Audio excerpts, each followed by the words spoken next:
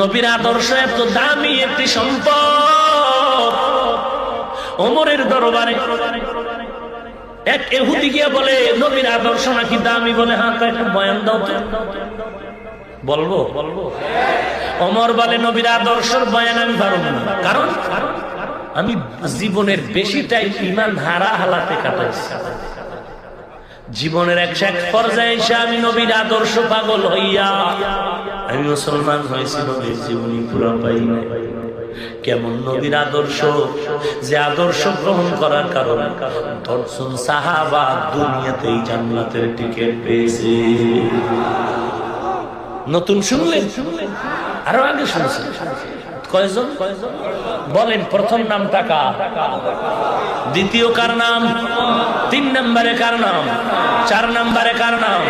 রাদিয়াল্লাহু আনহুম আজমাইন। আবু বকরের ইতিহাস পড়ে দেখো, 4 খলিফার বাংলা ইতিহাস পাওয়া যায়, পড়ে দেখো আবু বকর কত দামি, জান্নাতের টিকিট তার হাতে রেডি। এরপর ইতিহাস পড়ে দেখো, মৃত্যু পর্যন্ত শুধু কান্নার আওয়াজ। ওমরের কান্না, ওসমানের কান্না, আলীর কান্না।